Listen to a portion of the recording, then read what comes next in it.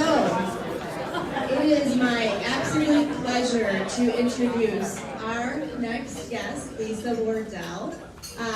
She is a role model to so many people, myself included, so I'm very excited. Just a bit about Lisa. She graduated from Vassar, Stanford Law School, and the Wharton Business School. She served as the COO of RLJ Equity Partners, an investment group led by Robert Johnson, founder of the Black Entertainment Television, or BET as we know it. For the past 3 years, Lisa has been the CEO of Adtalem Global Education, a $3 billion for-profit education business. Under her leadership, Adtalem shares have doubled in value. She is the only African-American female CEO in the Standard & Poor's Mid-Cap 400 Index. She sits on the board of directors for Lowe's, recently gave $1 million to the Chicago-based charity After School Matters, and is a mother of 6 children, 5 of whom are teenage boys. I think that's the scariest thing of all. So, congratulations. So please welcome Lisa Wardell.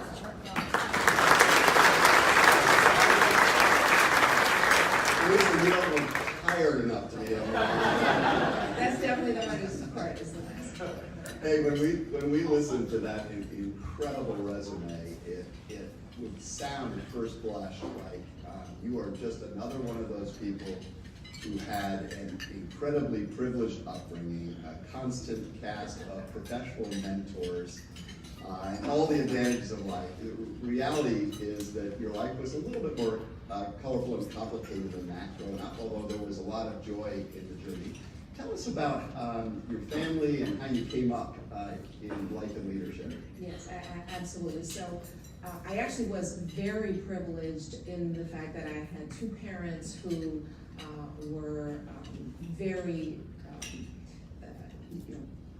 provided such a great family and role model for us. They were not college educated, but worked all the time, switched shifts. My mom worked the night shift, she's a nurse. My dad, my dad worked during the day.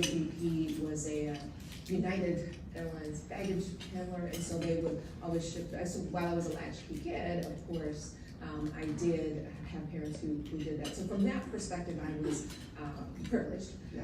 But as you talk about, the background, etc., not from a home that had a lot of money or college educations models from that perspective. You were just talking to a group of young people where you said that their challenges now will become their assets in the future. Can you take us back? You have some great stories, about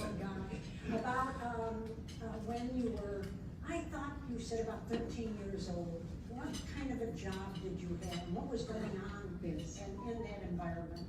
Sure. So actually, I was 13, going on 14, because I remember I was trying to get that work permit. What happened was my father got sick. He was unable to work for a little while, although he went back to work, and so I needed to bring some income into the house. And so I took a job, retail. It's a great first job because it makes you feel, yeah, I really should get some education. At 14, it was a great job. And I worked in a shoe store, basically sneakers, tennis shoes, Champion, Athlete's Foot Locker, that type of store. And obviously, youngest employee, and so I started out kind of stocking the shelves and things like that. But as it so happened, the story I was telling these young people is that it certainly wasn't in the greatest neighborhood. It was in the DC area, but they are now in the greatest neighborhood.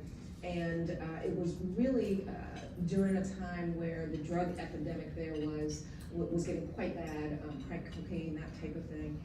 And my manager at the time had a substance abuse problem. And so he, of course at 14 I didn't really understand that at the time, but he was not managing that store. And so for me, it was an opportunity to at the time, obviously, I didn't view it this way, but it really was an opportunity for me to learn all about business, things that frankly I would not have been doing. So, he would come in and he would, I think the story you're referring to is he'd climb up into the ceiling and remove the ceiling tiles because he was convinced that people were watching him and spying on him and these types of things. I'm like, okay, well, we open in 2 hours, so why don't I just go do the inventory, and things like that.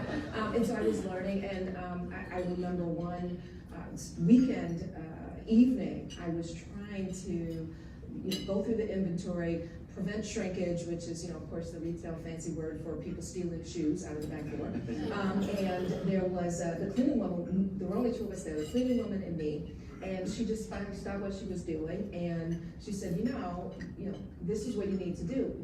Most men are wearing whatever it was, these sizes, and so that's why those shelves are empty. You need to stock those at the front, and if you do that tomorrow when everyone comes in and it's a madhouse and all the associates are trying, because they're getting paid on commission, trying to find these shoes, you'll be able to find the most popular shoes. And you got to keep those away from the door because those are the shoes that people are trying to steal and that kind of thing. And she's explaining all these things to me.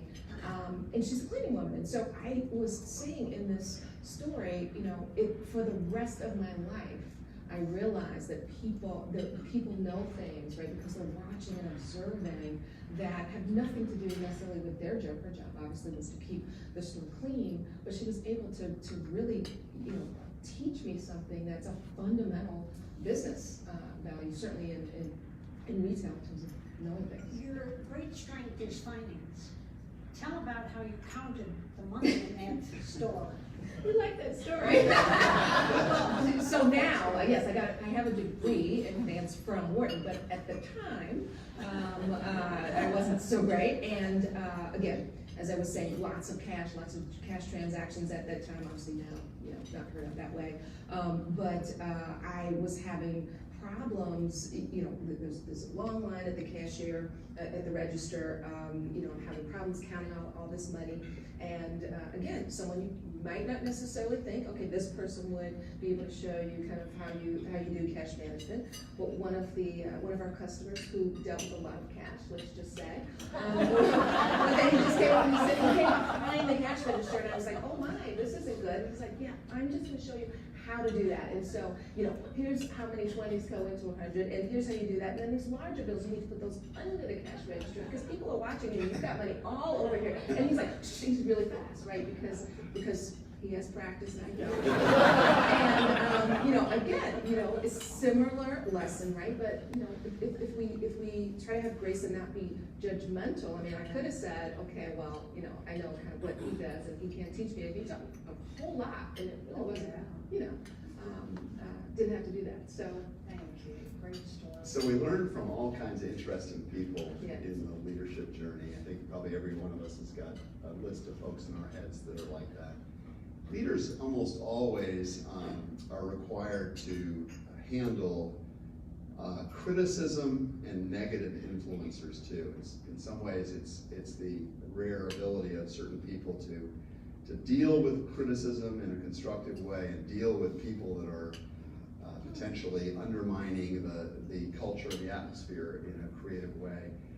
How have you come at, what have you learned about dealing with difficult people in the work environment or maybe any other sphere of life?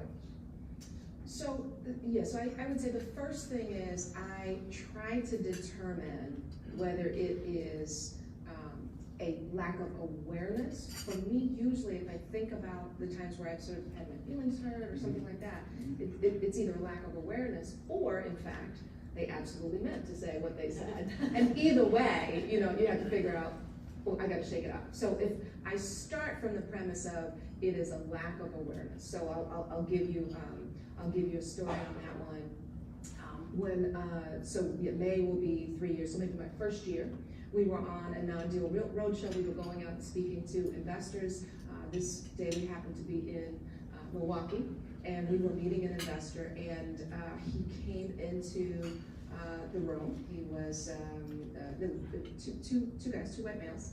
He comes in, and he literally came behind me, slapped me on the back and said, you know, how did a girl like you get a job like this? Wow. And that was when I learned, like, that whole, I guess it's like the football slap or something. It's real, first it was painful, and you are, Did you punch him on this side?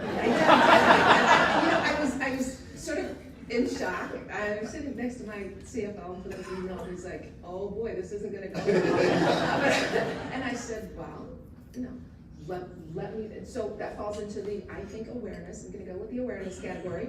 And I said, well, let me tell you how a girl, I haven't been called a girl in a while, but let me tell you how a girl like me got a job like this. And we just, you know, went into the conversation, and he bought a lot of stuff. You know, I guess it's not criticism necessarily, but sort of, you know, these things that, you know, later you think about. Right. Yes.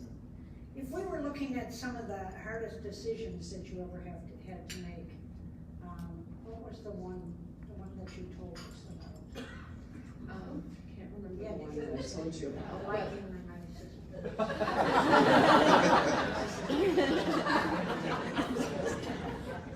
I was actually going to go with that, so good. We just handled the difficult first. So, I think the hardest job for any leader is always people related. And it is having to obviously terminate folks, let people go who are really, really nice people. At Adtalem, we are really, really blessed because jerks don't work there. So we have an HR process that's somehow, you know, kind of, and we don't have jerks, because it's kind of easy and sometimes a little enjoyable to fire a jerk. Are you listening?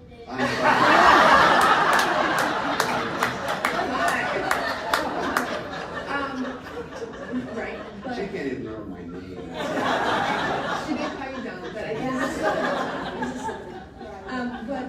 You know, I had, and this was years ago, but I had a person who was just the best, just person and heart in the world, but not able to, you know, perform the skills for the job. You know, and that happens sometimes. You know, it can be a perfectly good situation, and then the company grows or something changes, and that situation changes, right? And if that person doesn't have a self-awareness, you're there. And ultimately, as a leader, what you have to really process and think for yourself is, you know, I am not doing this person any favors. In my case, I was basically doing that person's job, right? And mine, and that also isn't doing me any favors, right? And so you have to get there, and then you have to be really, really honest with yourself and that person. Did I tell you about the first time that I fired an executive? Because that's a really Tell us about that. that story. That's good. So I was working for Bob Johnson. We had somebody that was running a hedge fund that we had started in partnership with Deutsche Bank, and so we were fundraising, and it was clear that this gentleman was not going to get the job done, and so the decision was made that we needed to terminate this gentleman. So we were in New York, and we were flying down to Charlotte. At the time, Bob Johnson owned the Charlotte, then Bobcats, now Hornets, and we were going down to this basketball game. So there was like this time thing. So he says, I want you to go, fire, I'll use Mike, that was his name, fire Mike, meet me at Teterboro, we're gonna go to, and I say Teterboro because that's part of the story, because I do not have a plane, but he has a plane. And so he was literally waiting for me. So I go and I take Mike to lunch. And, you know, there are lots of people in this room that may question this, but I see myself as a kind and gentle person. I really liked him. And so I started the conversation with, you know, Mike, I just feel like it's not working out. This isn't working. He says, oh, I think it is. I'll take the salmon and whatever, right? So it's like 45 minutes. And I'm like, no, and that's why I'm getting a little bit stronger, and I'm like, no. It's really not working out, right? And I kind of feel like I've done the job, and so I leave, I go to the airport, I get on the plane, and Bob says, did you fire Mike? And I said, yeah. And I go, well, I think so. Sort of. He says, really? Because his assistant, Michelle, just emailed me, and she said that, Mike said, you guys had a great conversation, and you got a plan to work this out. So he goes, so get off the plane, go fire Mike, and be in Charlotte in time. So I missed the first half. So I say all that to say that while you need to have the full conversation in terms of, and be empathy. I think empathy is just, and it's seen through someone else's lens is critical for leaders. Never have that conversation without the first sentence being, I'm terminating you. Clarity, right? Yeah, because, and that's gotta be the first sentence, because otherwise you could get kicked off the plane. I want to give you a chance to tell another great Bob Johnson story.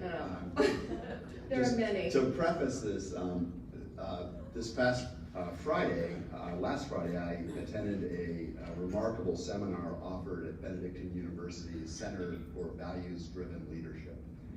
And for those who aren't aware of this, that there's a lot of connections between this club and folks that are plugged in there. But this particular seminar was extraordinary. The focus was on the necessity of building multiplicity of gifts and perspectives into a team. And so I know this has been a value for you. I've heard from some of your coworkers just what you brought back and what a difference it's made. Talk to us about the importance of diversity and inclusion in leadership and development. Yeah, so. And do tell us the Bob story of where you saw that. So, yeah, I would say in terms of the importance for us at Add Talent, for me it's pretty simple. I mean, as an individual, obviously I am, the gender diversity is one that I care about deeply, as well as ethnicity, right, because of where I sit. But the point, and who I am, but the point is, everyone needs to care about it because it affects all of us. So I try not to only, look at it through my lens in terms of, yes, I want to make sure that there's more women at the table. I want to look through the lens of, well, if I'm sitting there as a white male, why would it be important for me to have women at the table? Because I think you can get more done. I do have one correction to when you introduced me. EDGE was absolutely not my idea, although I fully support it. And the only reason I'm not taking Dan told me.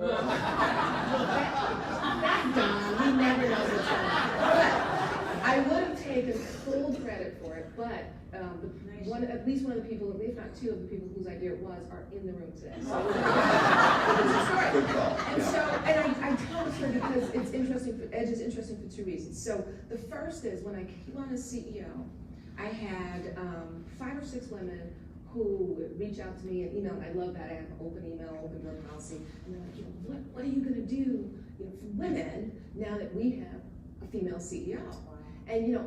And I'm like, I haven't even been slapped on the back by the investor yet. Like, I don't know what I'm doing, right? And so I finally said, I'm going to do the same thing that I'm doing for all the men. I am going to figure out how to make operating results and turn this company around, because my white male counterparts, and I say white male because most of them are, they don't have to think about that, right? They don't have to think about what's different and special because of that. They have to think about results. And if I get that wrong, there will never be another woman sitting in this chair ever. Certainly not at Talent, right?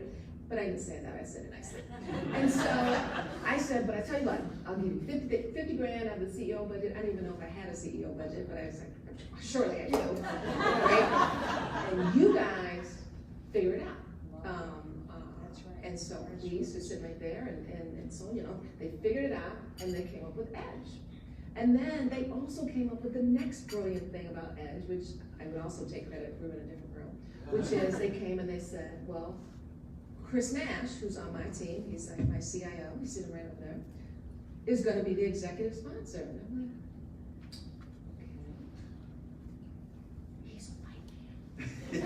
And they're like, yes, I know, but men are in the position to empower women in corporate America. And this is a man who has 3 daughters, right? So and lots of women obviously in his group, right? Because they're watching, all these women are watching what you do in your groups. They know whether you're empowering women, and he does. And so we need him so that we can get the broader support. And I was like, why didn't I think of that? That's brilliant. I was like, yes, Chris Nash shall be the executive sponsor of Edge. You know, and I like make these pronouncements. It's great. But I say all that to say that has really helped us think about, obviously there's lots of affinity groups and people who have, you know, a different lens, and we include that, but in starting with that, it allows us to bring a broader discussion about diversity. And for us at Adtalem, it's really simple. Our students are so diverse, I mean, geographically, ethnicity, age, I mean, everything, families. We have really, really diverse students.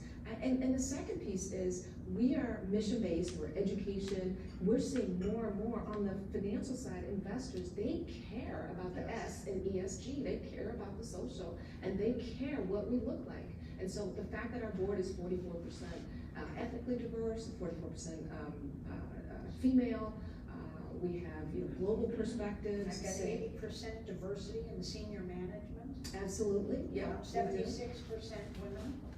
Yes, overall employees. Now, we do cheat a little bit because we have a nursing school that is heavily women. In fact, they're like, we need more men. We got but so a little bit there. But yeah, when you think about who we serve, right? Medical and healthcare, we serve financial services, and I think that the fact that we have so much diversity within our group really allows us is a differentiator for financial services because it is less diverse, and so the women that are there are saying, hey, we've got women in leadership. So it works for us from a performance perspective too. Can I just add? Yes, you can. I want to go back to about. This is great, I love this. We've been married for a long time.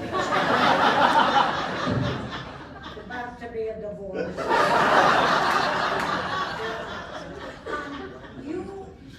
You told, tell us about the board, 3 women.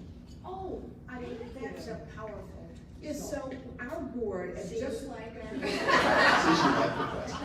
just like our management team, just like our company actually, is really going through a transition, and our board was really refreshed over the last couple of years. And we added, we always had a pretty diverse board, and we had, in fact, the board was more diverse than the management team, which is one of the things that I took on when I took this role. I came from the board into the CEO seat, so I've been on the board for a while. And we brought new board members in, men and women, but the 3 women that we brought on since I've been in this seat, it's all 3 of them, it is their first public board.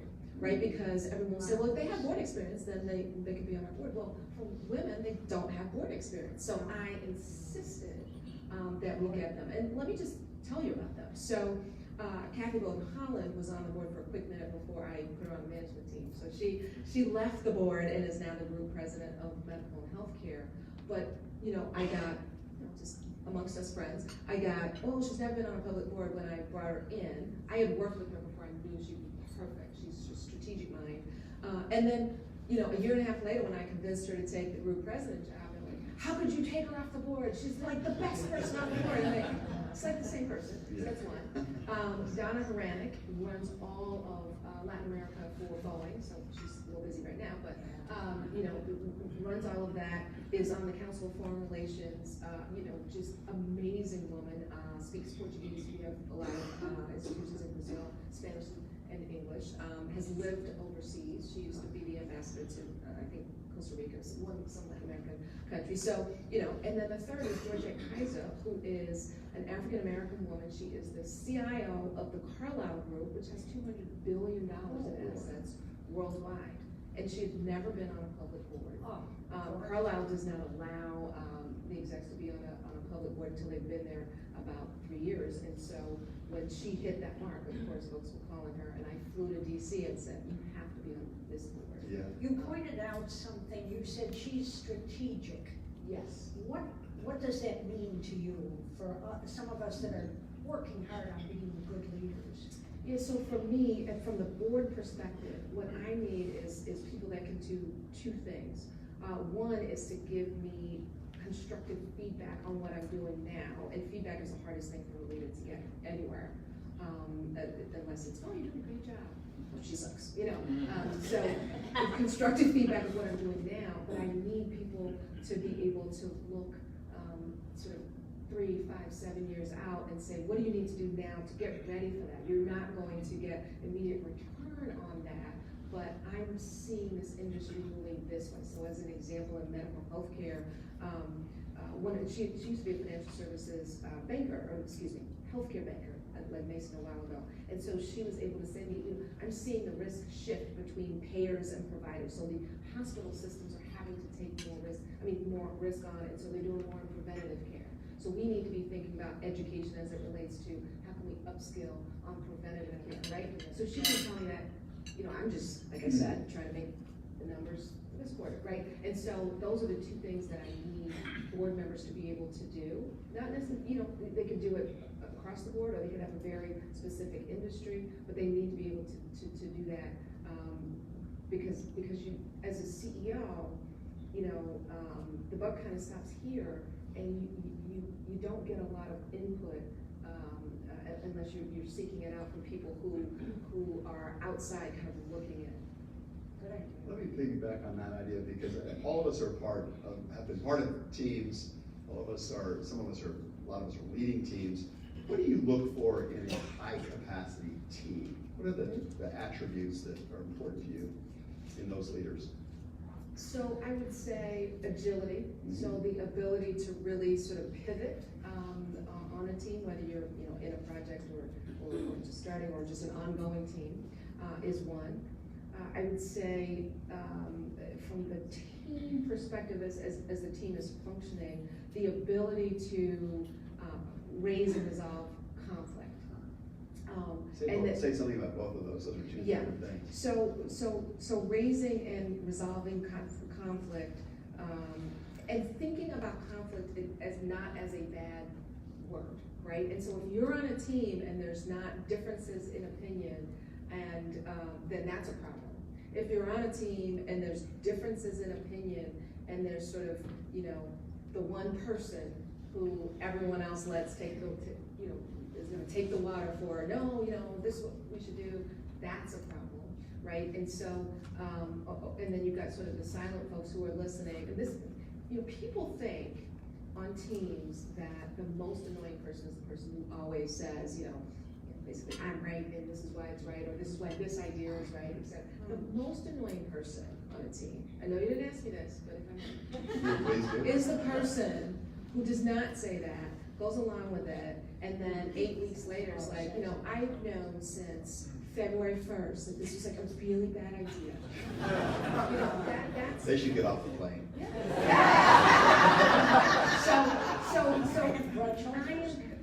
Grudge holders? Not quite. Well, not even so much grudge holders, which is bad too, because it hurts yourself more than others, as you know, but more that they haven't shared this information with the team. And you might say, well, there were these strong personalities or this and that. Well, that's true, but you know, as a leader, if you want to and you aspire to be a leader, there's no, you know, there's different leaders on a team. You know, you have that obligation to put it out there. Now, if you put it out there and everyone says, well, we've decided to go a different way, then that's one thing. But most of us wise up as we get older. What about the Bob Johnson story of the bankers? Oh, you mean when he completely left me out to dry? Yes, okay. The Bob Johnson story. So this was in the context of diversity. And I was talking to, like I said, a group of young people, so college age students who come from very, what we would call disadvantaged backgrounds. And I was saying to them, you should never let anybody call you disadvantaged ever again, right? You're not disadvantaged, and you have these skills and these capabilities, and ultimately what you're trying to do is convince yourself, because once you convince yourself, everyone else will be convinced that you belong in the room. Whatever room you're in, you belong in that room, okay? And so I was telling this story about a particular room, And I had a meeting with Bob, who's the chair of our companies, with a big investment and commercial bank, big multinational bank, and we wanted to not only did we want to partner with them, but we also wanted them to give us some money to fund this business that we wanted to start, different business to where I fired the guy, so, or almost fired the guy. And so I was meeting him there. I was coming from a different meeting. It was in Midtown in New York. I walk into the meeting and there were 14 bankers in the room, and all 14 of the bankers were white men. And Bob was a black man. So Bob was there. I walk in, I'm the only woman. I sit down and we're all relatively early. It hasn't started yet, so it's like a little chit chat. And Bob says, well, let's get this meeting started. He said, I would just first like to say, and I thought he was going to say thank you for meeting with us, because we were, I think I mentioned, asking them for money.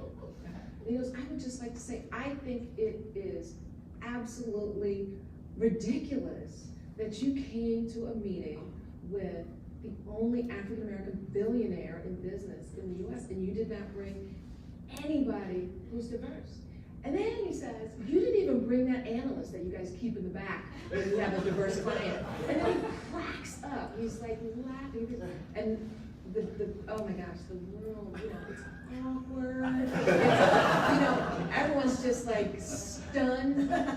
It's silent. I'm trying to think of something to say, and he goes, Lisa? And I was just like, really? So, by now the laptop's up, and I give the presentation, right? And I'm like, well, maybe they'll give us some money now. And I go through it, and it's like an hour, and then people are asking the business questions, blah, blah, blah. We leave, and I said, wow, what'd you do that for? First of all, why'd you just make that comment? And then he said, I made the comment because they have to know that it's not okay. And even when we are the ones that are doing the ask, it's still not okay, right? And so, because he was big, also wealth management client, another part of this bank, right? So he's like, when I go to those meetings, there's always someone there, but that's telling me that that's not authentic, right? Because I know, you know why I'm there. You can't be situation specific and demand diversity, right? You can't be situation specific and talk about diversity. So today, of course, I'm very comfortable. This is a really diverse room, but I have to be able to sit in a room with no women in the audience and talk about gender diversity, right? Otherwise, it's not really authentic. So that's the first thing. And then he said, I need you to understand you belong in the room. And until you do, you don't belong in the room, and you handle that room. And I need you to understand that, because that's the only way you're going to be able to go and do things. What did he say when he was leaving the board and he wanted you to be on Lowe's board, I think? Yes, we should have Bob come talk. They're much better when he tells the stories. Yeah, so he was on the Lowe's Home Improvement Board. He was aging out. I think their age is 71 or something like that. But he was aging out the next year. He really liked that board. It's not Charlotte, it's Mooresville. I know that because now I travel there. So I was pretty new to my job, and he calls and says, this is even more of a story than you wanted, I think. He calls and says, yeah, I'm leaving the Lowe's board, and I've told them that I will be replaced by an African American. And so I told him they should put you on the board. Wow. Right? And he says, when that happens, I will come off the board. So, of course, they came back and said, well, it needs to be a sitting CEO, and it needs a public company, and this and that. So there's 3.5 of us to choose from anyway. And so I'm like, okay, because I have a day job, as many people in this room know. I know how to get out this one, right?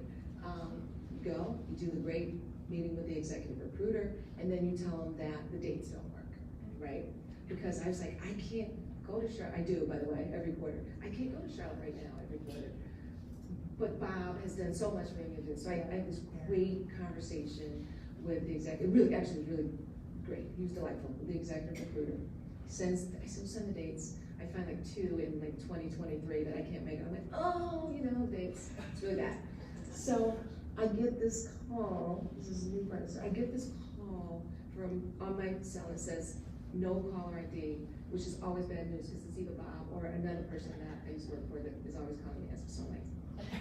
Answer the phone, and Bob says, I am at the lowest board meeting, and I just stepped up and I'm good meeting, and they told me that you are not going to be on this board. You can't be on it. You don't want to be on this board. And I was like, I have no idea who told you that. Oh my goodness. Oh my goodness. You know, I think there's some date thing, but I tell you what, I would be honored because I was just like, oh yeah. So it did fall into the category of, you know, didn't quite come very authentic there, but you know, to put a spin on it. But the end of the story is, at that time, you know, because of course I'm very focused on, you know, my company and what I'm doing, but then at that time I realized, plus I shop at Home Depot, I realized that this was like way bigger than, like there really isn't anyone else that he can put forward, right? And it's way bigger than me and actually, so I get there from my first board meeting and I go to the bathroom or something, I come back and I'm on the CEO search committee and they decide they need a new CEO. For any of you who follow those, literally my first board meeting, which was the March of last year. So I'm like, okay, great. Well, out of that came Marvin Ellison, who was the CEO of JCPenney, who now is the CEO. So I have one of the other 3 African-American CEOs, and he's obviously discloses a Fortune 75 company, you know, huge. It's 80 billion versus our 3 billion. So I'm learning. He is just a fabulous CEO, and I'm learning from him. So you know the blessings that have come out of that for me, and despite my completely inappropriate actions that no one in this room should take, then very, very, very helpful. And I'll just add one thing to that. A couple months before that, I wanted to get on the Business Council, which is a group of CEOs. This is Satya Nadella from Microsoft, and it's KKR, it's big, you know, big time room. And Bob was on there, so I asked him if he could help me. He goes and says, you should put her, she's a public company CEO. They say, we'd love to, but you must have 10 billion market cap. And he said to them, and I believe, he told me the story, but I believe it because you've heard the story so far. He said, then you stop asking me to introduce you to diverse CEOs, because she runs a $3 billion company. She's one of, you know, 4 or 5, and you're asking me to bring you something that doesn't exist because I'm, you know, an African American. I'm supposed to know. I know the same ones you know. You'd be very good for Business Council. And so they let me on the Business Council, and I get to be around people who run much bigger companies and bring that, you know, knowledge back to Adtalem, which is going to be that big soon. We're betting on you. One of the things that I love about your spirit, and I just have heard it in so many comments you made, is just this kind of perpetual openness to learning more. I mean, you're obviously very accomplished. You've gone to great schools, but you've got this this voracious desire to learn from the best and the brightest, and to capture insights from even tough experiences. What are a couple of things you know today, now as a leader, about leadership, that you definitely didn't know that, you know, 15, 20 years ago? Oh yeah. So I would say the first is that it doesn't really matter very much when you get to this level whether you are right. It matters whether people trust you to make the right decision, which is a different skill set. Because obviously everyone in this room is always right. So you know we're right. We know what we know. But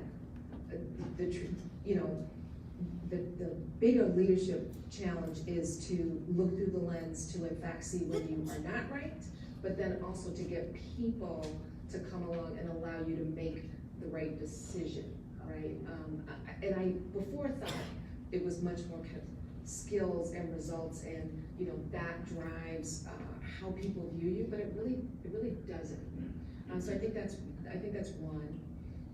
Second is just similar to that, which is the soft skills and you know what that means to an organization and a culture, right?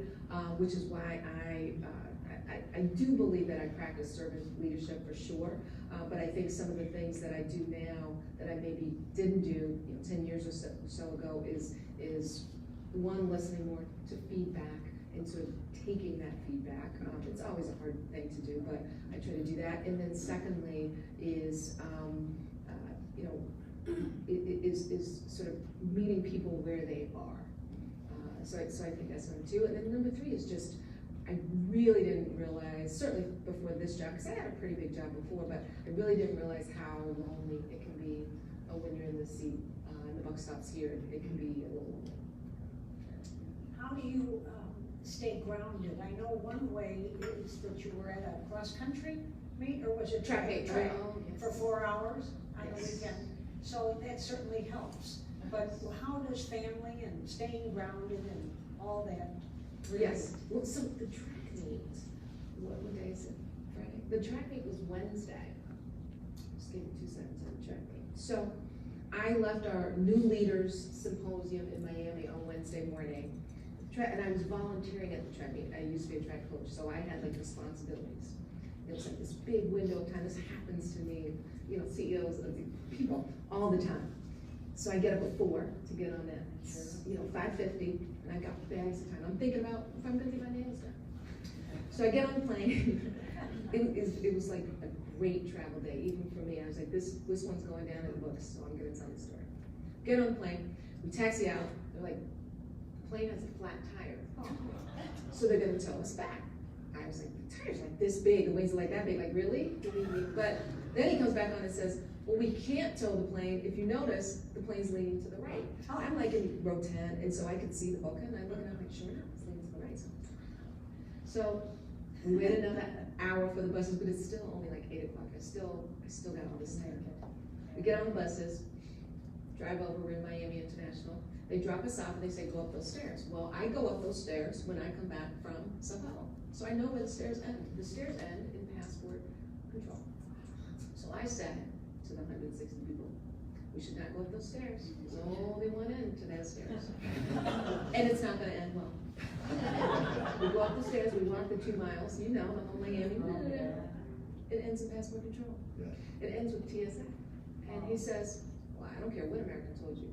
This is not even America. That's what he told us, because we were in this room that's like past when you get out and before when you're in the country. So we stayed there for an hour and a half. I was like, I had my iPhone out, I was ready, but everyone was politely behaved. And he's like, yeah, we're just gonna stay here. So, and then people said, well, we have our passports, so we're gonna go this way.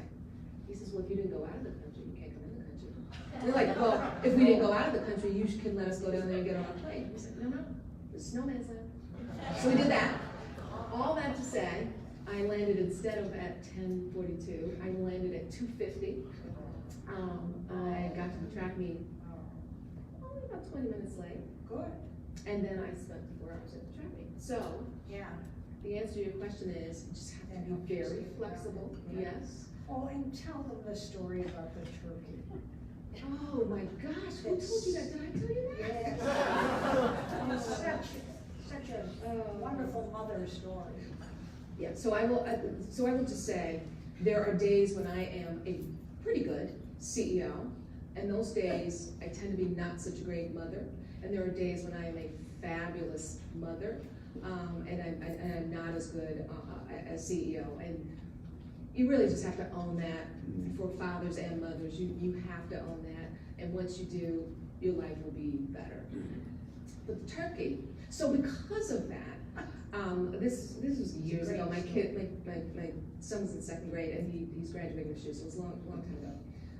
You really want to be on top of things. So the first thing you can do, and I'll say to the ladies, but for you guys too, if you're juggling the school thing and work, you find usually a mom. I guess it could be a dad. For me, it's a mom who has kids in your grades. So mine was 2nd or 4th, and that worked out for me. For me, it was Amy Goldberg. And you find the mom that's into everything, knows what's going on. You befriend them. Usually they're nice, so you're real friends. It's not, inauthentic. And then you make sure that the real stuff you need to know, because there's too many emails and portals and stuff, they tell you, right? So Amy tells me, you gotta bring your turkey. It's around Thanksgiving, you gotta bring your turkey on Thursday morning. Okay, got it. So rushing around, and then back then I felt like I was more of a mother. I got the turkey, right? So I actually went to the grocery store, and then you gotta get the biggest turkey because you're like a loser mom. So I get like this big, like 20 pounds, right? It's frozen. I am such a good mom. I drive, I go, I open the class, I go in the classroom. And the funny thing is, there was another woman there, May, who I saw in Hong Kong. She has her own business. She was the same as me. We both used Amy. She's walking in with her turkey, so I'm like, and Did you trip her? My turkey was bigger. No, because my turkey was bigger. We opened the door, and the teacher said, "No, the paper turkey with those feathers that your son made last week."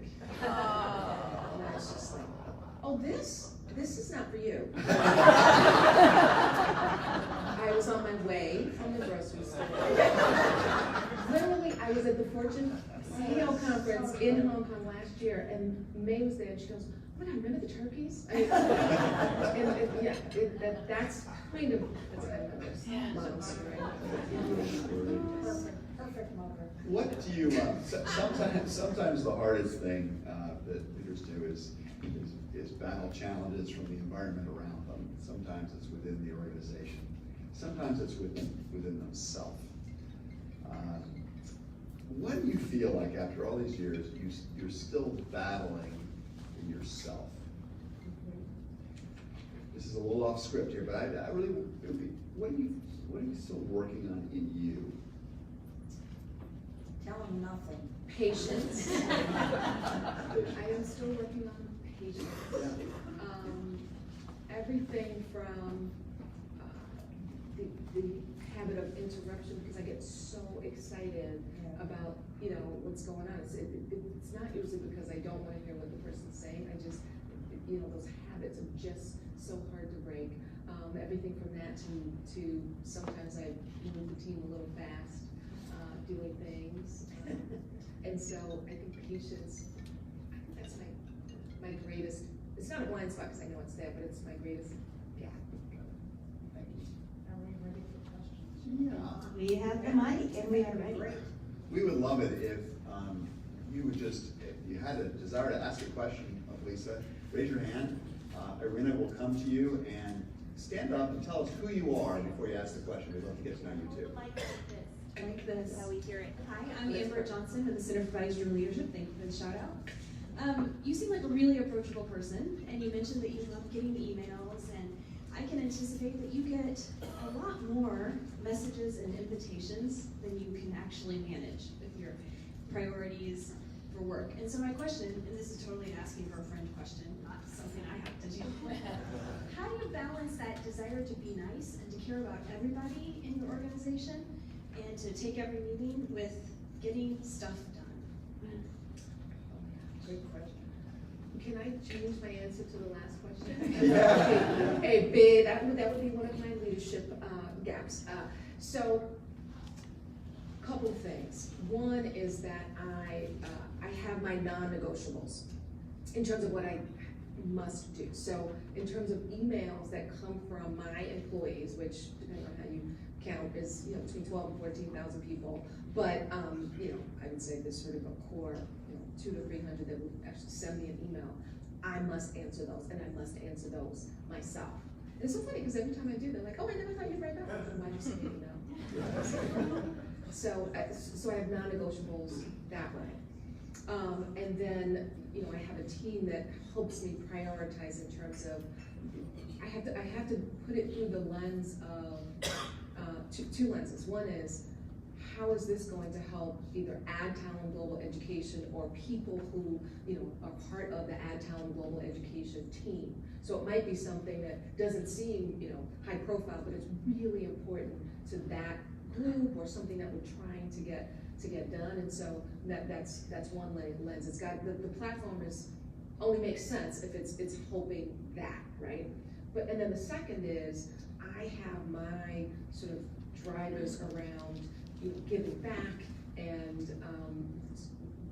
I'll just put in this room, hopefully you're not all parts of these organizations. If it's something to do with kids, I'm gonna show up. I mean, we might have to change the date or something like that, but education, and I was talking to 6th, 7th, and 8th graders yesterday, before I flew here, I'm gonna do it, it might take some time. So there's sort of the non-negotiables in terms of what I feel is my responsibility just to the world, right, outside of Ad Talent, and then it's, can it help the Ad Talent platform? But I tell you, what helps you basically be able to say no is I can now, and I think all, certainly CEOs, but probably, CXO level executives, I can now tell on my sort of, cycle where I am on empty. I can tell when that's coming. For me, it's very family, it's times when I wouldn't have thought. So for me, it's sort of right now, so it's right as the kids are going into finals. So my Grace, who's 6, who just loves going to school, but right now, and they're stressed, and then it's after school starts. It's not that first kind of Labor Day week, but it's 2 weeks in when they're like, oh my gosh, so are we really gonna have to do this for the rest of the year again? Because and so those are I know those are the stressors in my family, and then obviously the stresses at work happen as the business cycle goes. So once you are self-aware and can identify that, you kind of are able to do the stuff thing. Otherwise, you don't show up well. Good morning, Neil Dishman. I'm a partner with the law firm Jackson Lewis. We specialize in employment law, so I help employers handle disputes with their employees. You said something just in passing earlier that I wanted to ask you to expand on a little bit. You mentioned just briefly how difficult it is for leaders to get candid feedback about themselves and their performance. That really resonated with me as a challenge I face too, and I wanted to ask you to expand on that a little bit. Yes. Tell us what strategies you have for getting candid feedback about your leadership performance. Yeah, so I think a couple. First, I'm really transparent about it, and my team, and I think it flows through to their teams too. We are that it was harsh or more criticism, but then I think as people saw that once I've done that, like I'm done. Like I can't, we've handled that. We're past that. All I want to see is go forward, and that it's not. Some people have kind of that rolling feedback where they're like, remember when you. Like husbands, you probably did something remember like last September when you like did so once they realize that I am very sort of point in time, the entire purpose of this is so that Neil, next time we have that meeting, you say something. Once they figured that out, it worked, and so I model it to see if I can get it. But in this 360s are really, obviously anonymous 360s are really important, and they're important across the entire organization. So I always go, the board obviously gives you feedback, but I always go up and down, and not just one level down, but several levels down, so that you can see how you are coming across. So it would be partners, associates, and receptionists, right? Not just the folks that you work with on a team. I did one very, very early on, and I try to be consistent.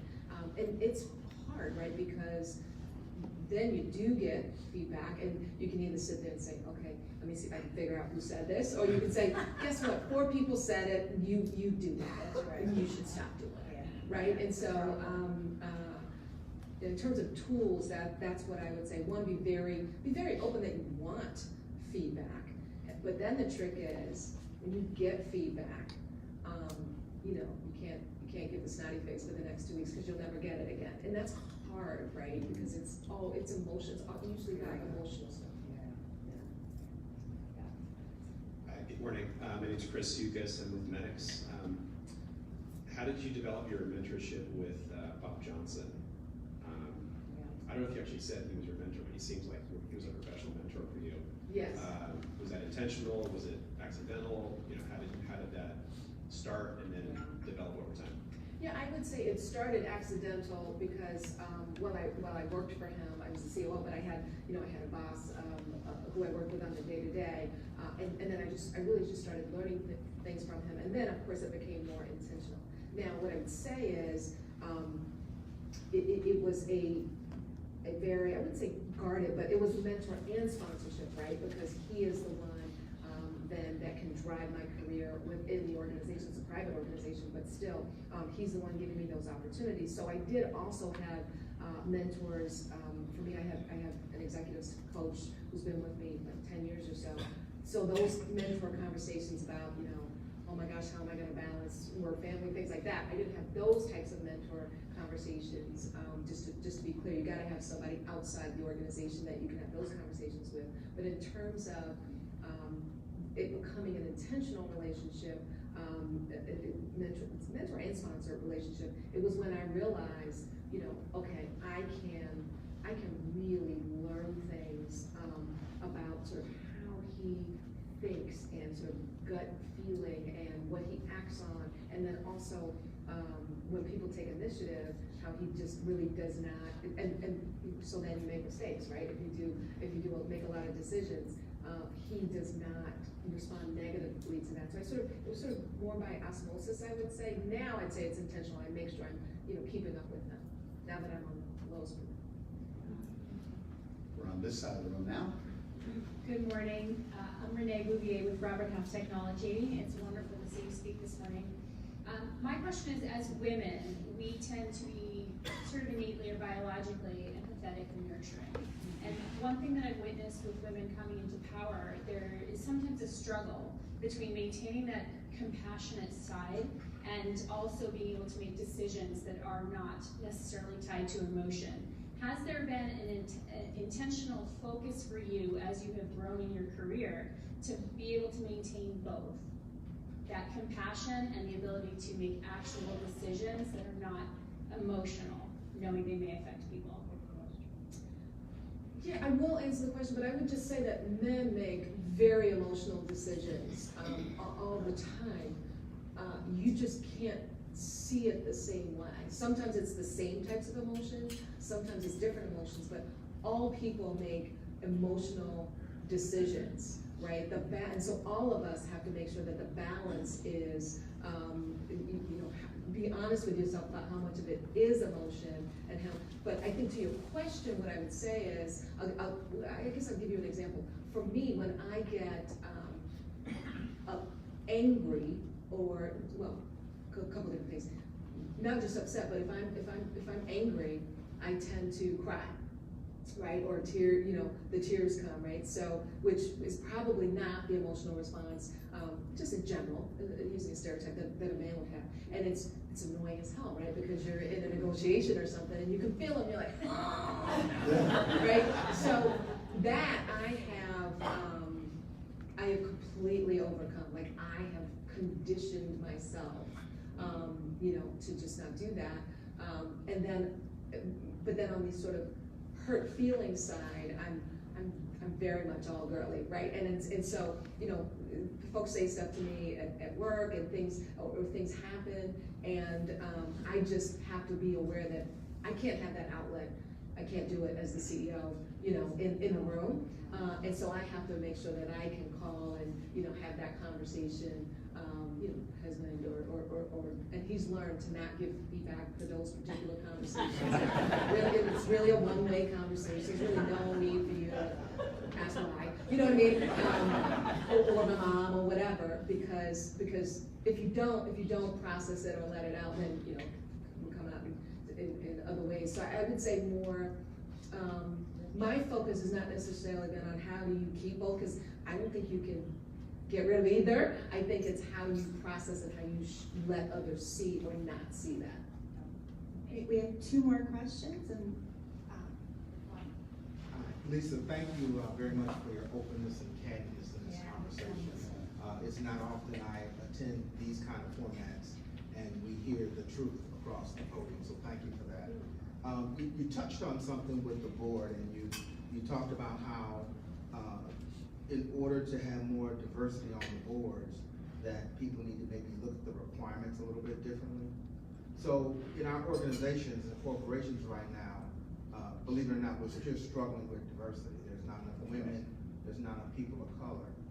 Maybe have a conversation with the people in the room today as their leaders looking at building their teams. If they're struggling with diversity, maybe they need to look at shifting some of those requirements so they can get the talent they need in the organizations.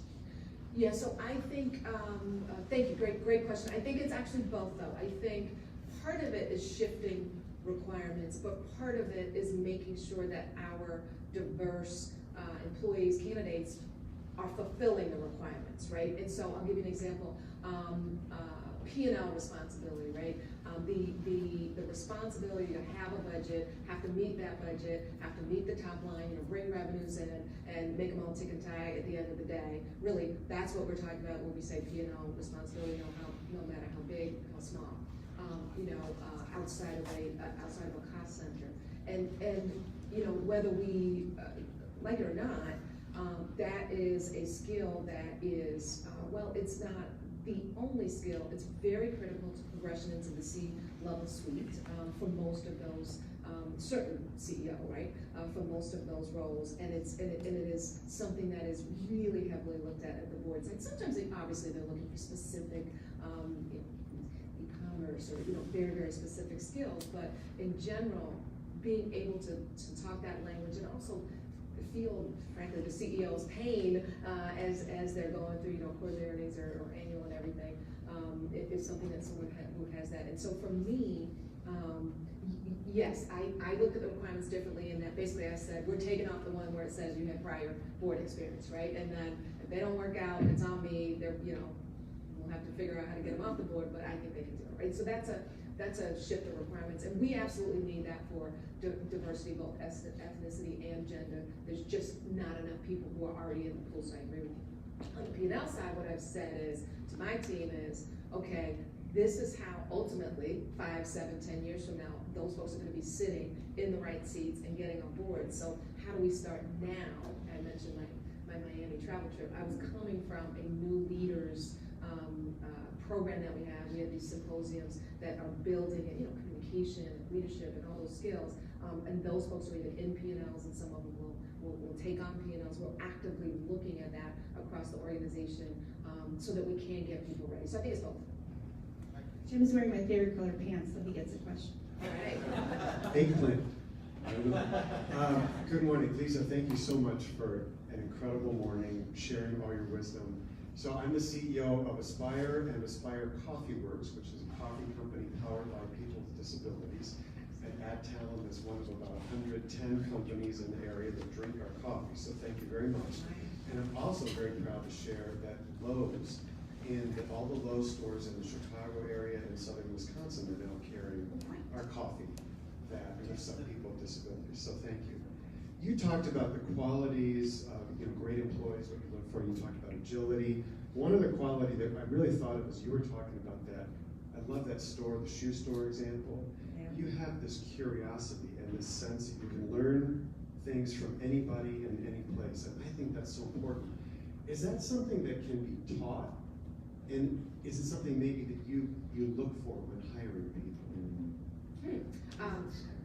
Yeah, well, first of all, I do think that it can be, I do think that it can be taught, and I think it's part of that whole, what I call the lens and awareness training that we all need. And like you said, you get a little smarter, as I tell my teenage boys all the time, keep living, just keep living, and then you'll figure out why some people do some things, right? You just keep living, and it kind of happens. But I do think that you can teach that, and it's really helping people to sort of open their eyes to the entire ecosystem versus the people there in the room. Like we had a bit of that, I would say, at that time. Sort of okay, directors know the directors, and they're talking to them, and the VPs, it's natural, it makes sense.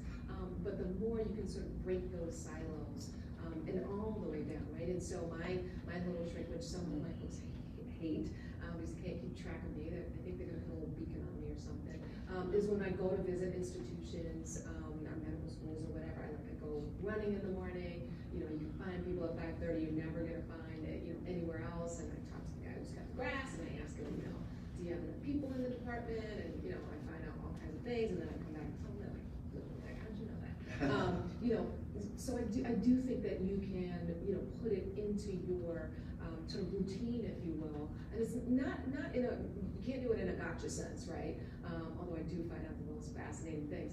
But it's got to be more in a, how can we, collaborate more across our ecosystem, all the way down and all the way up versus, pushing down decisions. So I do, and sorry, I forgot the second part of the question, but I do like the eggplant pants. It makes me think that the connection between diversity and inclusion, which is so important,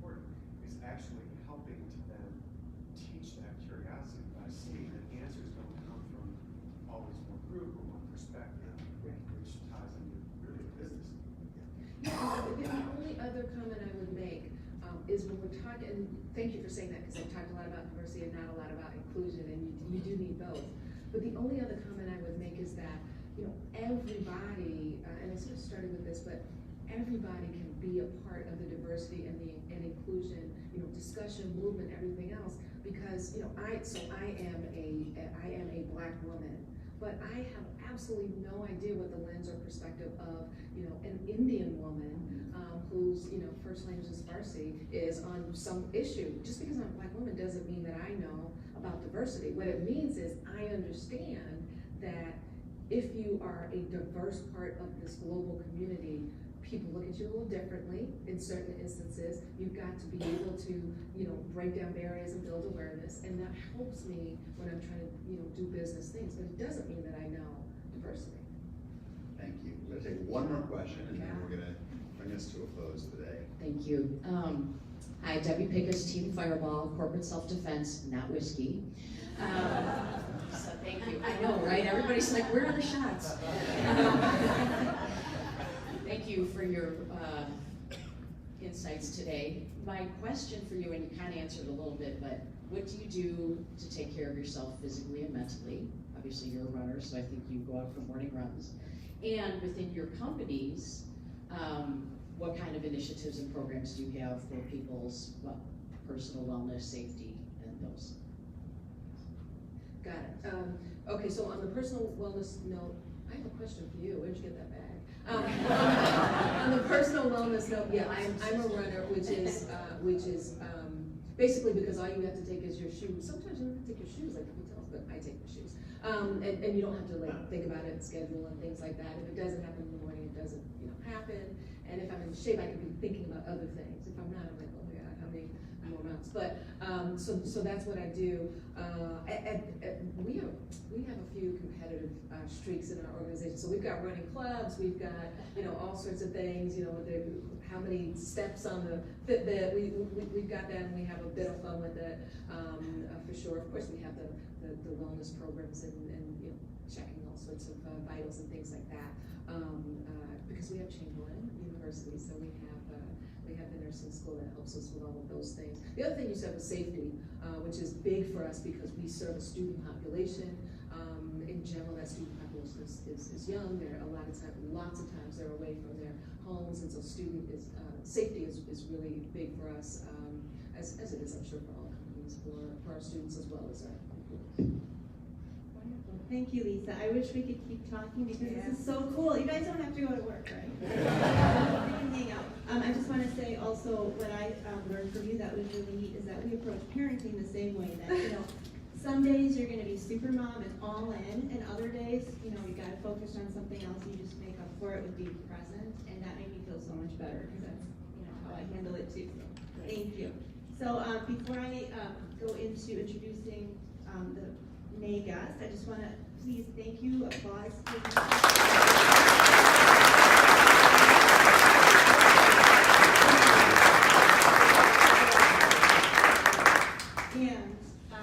So May 10th, we have another wonderful person coming here, Nancy Gianni, founder of Gigi's Playhouse.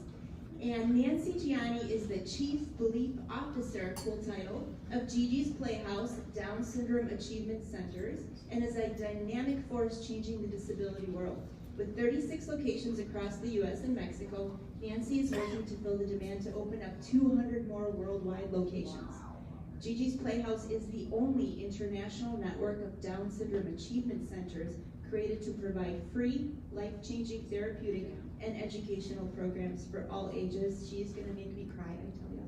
But so please come on May 10th. She's going to be awesome. And thank you everybody so much. Thank you people who tweeted. You shared our good ideas outside the room. Thank you to Dan and Mary Kay and to Lisa.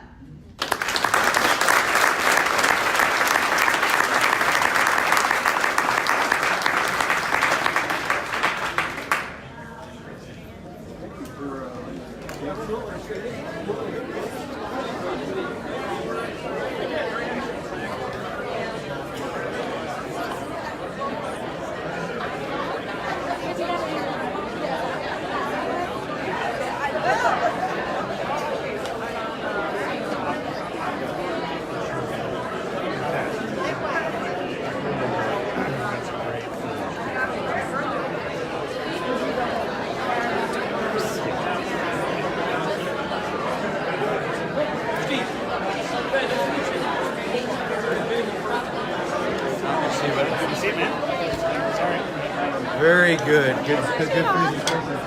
Yeah, you got a good crowd.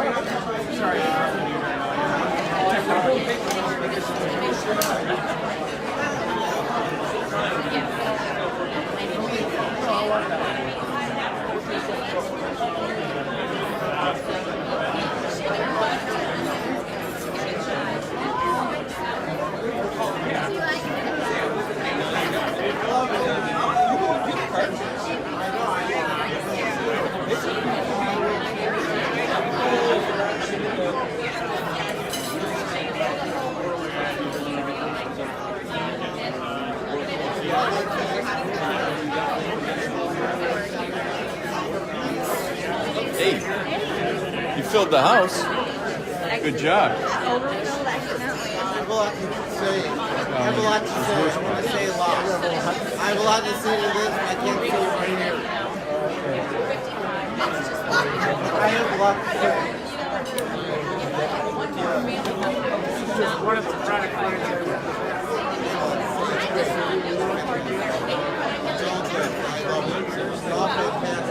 Over here. All fantastic.